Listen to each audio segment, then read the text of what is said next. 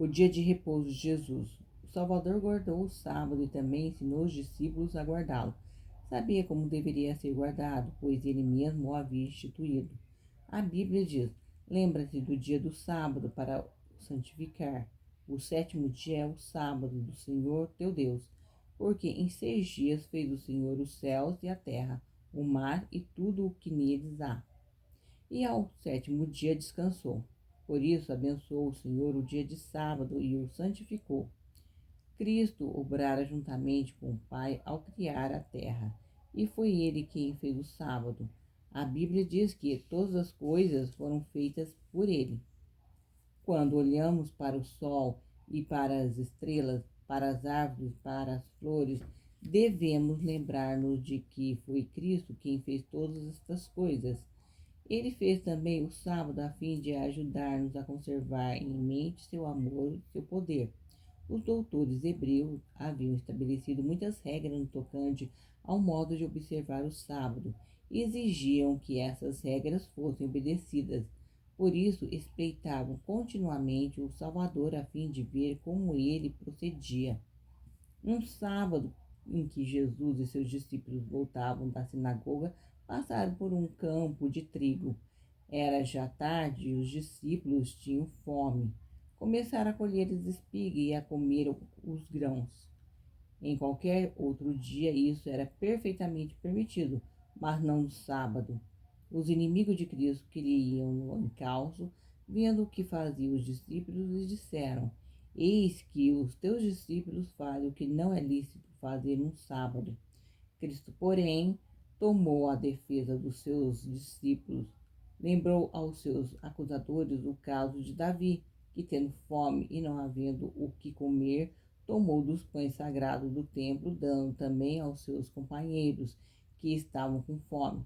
Se era lícito a Davi, para saciar a fome, servir-se a si mesmo dos pães sagrados, que não era permitido comer, senão ao sacerdote, porventura não seria lícito aos discípulos, para fazer tal necessidade, colher espiga na hora sagrada do sábado? O sábado fora feito não para servir de jugo ao homem, mas para seu benefício, para dispensar-lhe o gozo da paz e do descanso. Por isso, disse o Salvador, o sábado foi feito por causa do homem, não o homem por causa do sábado. E aconteceu também, no outro sábado, que entrou na sinagoga e estava ensinando, e estava ali um homem que tinha a mão direita mirrada.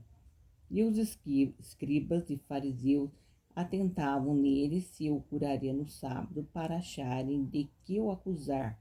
Mas ele bem conhecia os seus pensamentos e disse ao homem que tinha a mão mirrada: levanta-te, põe-te em pé no meio. E levantando-se, ele pôs-se em pé. Então Jesus lhe disse: uma coisa vos hei de perguntar: é lícito no sábado fazer bem ou fazer o mal, salvar a vida ou matar? E olhando para todos em redor, disse ao homem: estende a tua mão. E ele assim o fez, e a mão lhe foi restituída sã como a outra. E ficaram cheios de furor, e uns com os outros conferenciavam sobre o que faziam a Jesus. Mostrou-lhes o Salvador quanto eles eram incoerentes, dirigindo-lhe esta palavra: qual dentre vós será o homem que tem uma ovelha, e se num sábado a tal ovelha cair numa cova, não lance mão dela e a levante? A essa pergunta não lhe puderam responder. Então Salvador lhes disse: pois quanto mais vale um homem do que uma ovelha? É por consequência lícito fazer o bem aos sábados? É lícito, quer dizer, é conforme a lei. Cristo jamais censurou os judeus por guardarem a lei de Deus ou honrarem o sábado do Senhor. Ao contrário, ele sempre exaltou a lei em toda a sua plenitude.